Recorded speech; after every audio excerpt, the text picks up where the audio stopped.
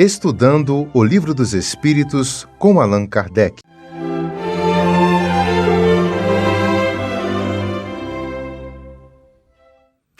Boa noite, espero que estejam todos bem.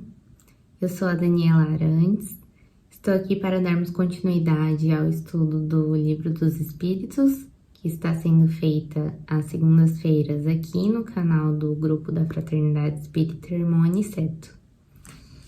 E agora nós vamos estudar a questão 21, que está no capítulo 2, Elementos Gerais do Universo. Nós estamos adentrando agora no segundo tópico, que é Espírito e Matéria. E Allan Kardec pergunta aos espíritos: a matéria existe desde o princípio como Deus ou foi criada por ele em determinado momento? Bom, então ele está levantando aqui uma dúvida sobre o momento de criação da matéria. Da primeira questão do Livro dos Espíritos, nós sabemos que Deus é a causa primeira de todas as coisas, né? Mas e a matéria? Teria ela surgido ali quase que simultaneamente a Deus? Ou depois de um momento ele a teria criado? Os espíritos respondem: só Deus o sabe. E esse só Deus o sabe é quase que para exemplificar a resposta da questão 17, que diz que nem tudo pode ser revelado ao homem. Então, só Deus o sabe. Mas os espíritos continuam: entretanto, há uma coisa que a vossa razão deve indicar. Deus, modelo de amor e de caridade, jamais esteve inativo. Por mais distante que se consiga imaginar o início da sua ação, poder-se-á compreendê-lo um segundo sequer na ociosidade? Não. Nossa inteligência nos leva a pensar que Deus está ativo desde o princípio, né? Que não é possível conceber um Deus ocioso. Mas seria necessária a existência da matéria para Deus estar ativo?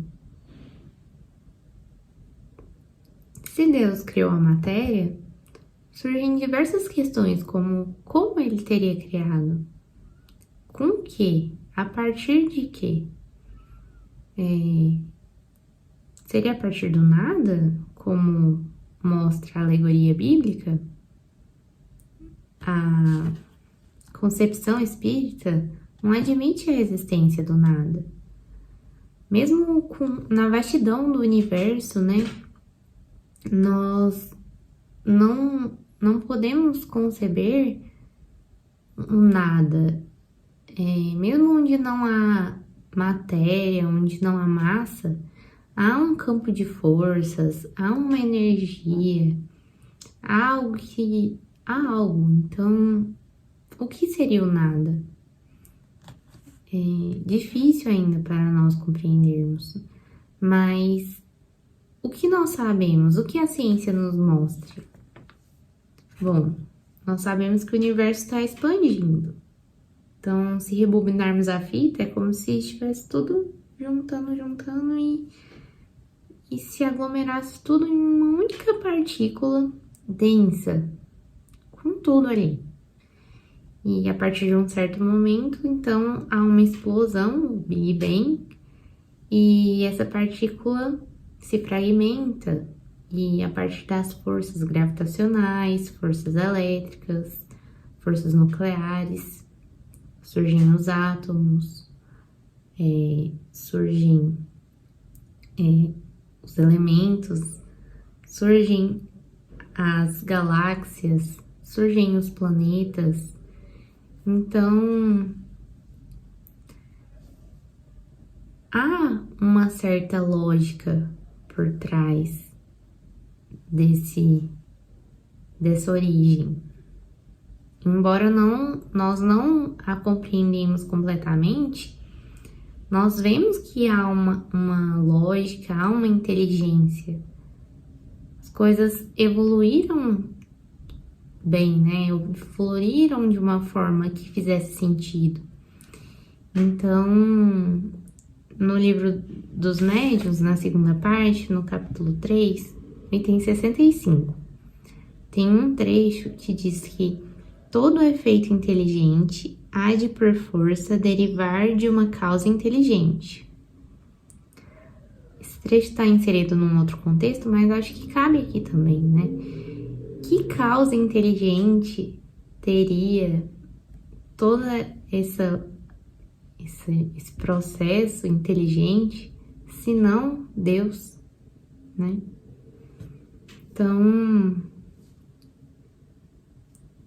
ainda, apesar de toda a evolução científica que nós tivemos, ainda há questões difíceis para nós compreendermos, como a questão da origem. Então, o Espiritismo nos dá a esperança de a possibilidade, né, de que evoluindo nosso espírito, nós passamos a compreender melhor as questões divinas. Inclusive, isso é falado na questão 18 do Livro dos Espíritos, que à medida que nos depuramos, esses mistérios nos são revelados. Então, à medida que nosso espírito evolui, nós vamos saber, nós vamos ter conhecimento dessas questões que hoje nós não conhecemos. E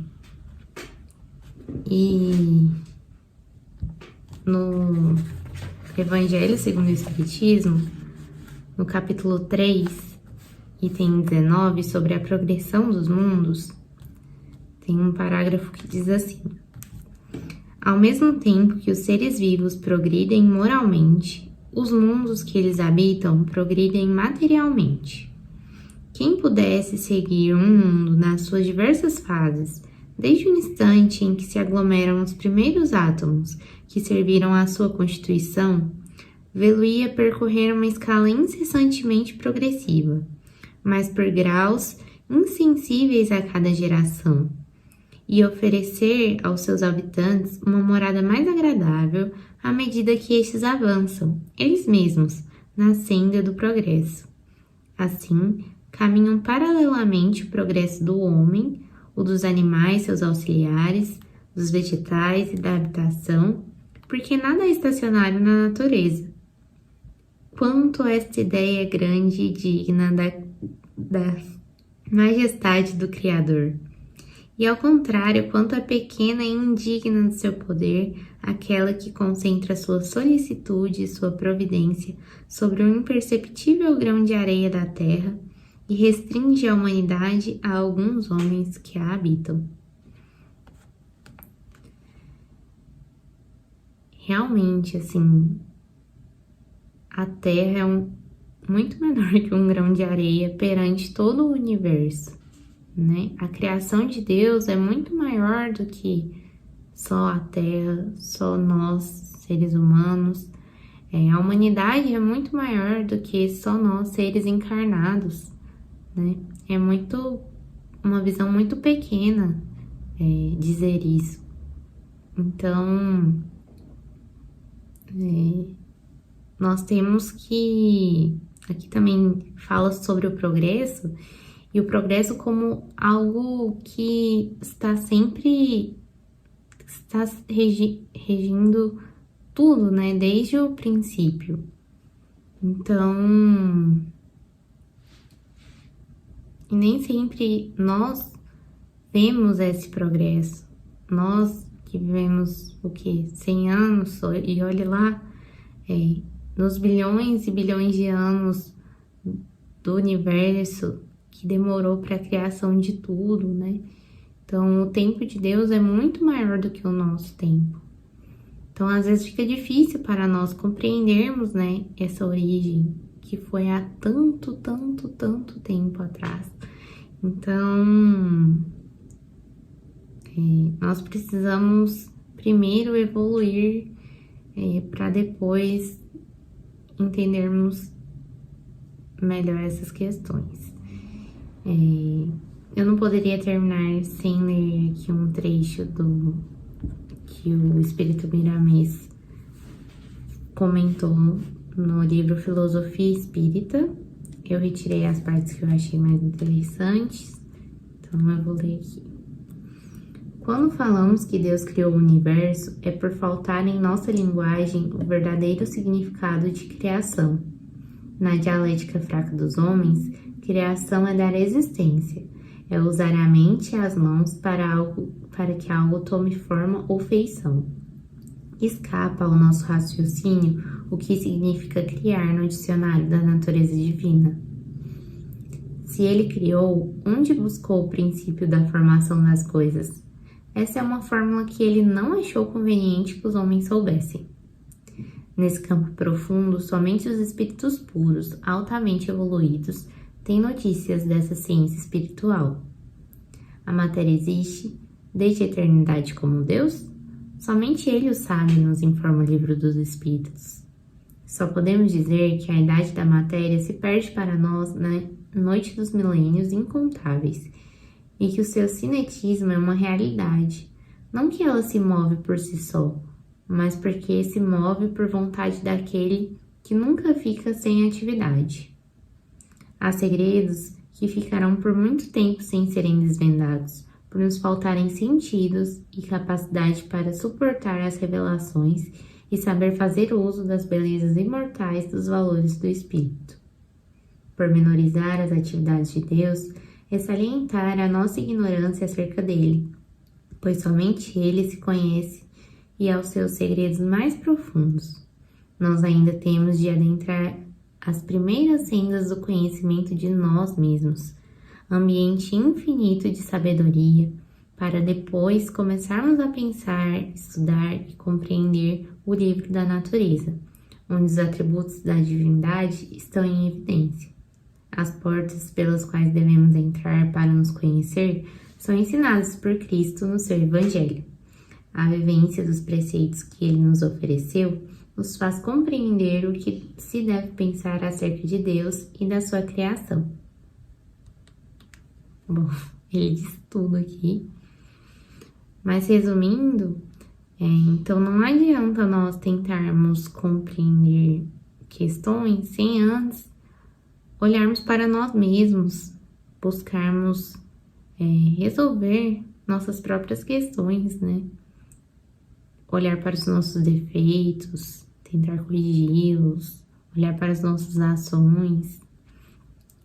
Então, esse processo de aprimoramento tem que estar junto, né, com o processo de ampliação do nosso conhecimento.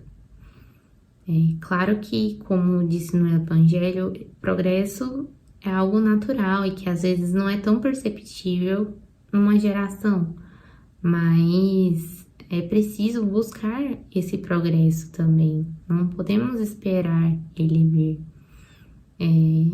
Então, não estou falando para não questionarmos, não procurarmos respostas, né, para essas questões difíceis, mas que as respostas virão somente quando nós estivermos prontos para elas, né? Então, vamos buscar estar prontos. Então, que possamos ser melhores a cada dia. Obrigada pela atenção de todos e até a próxima.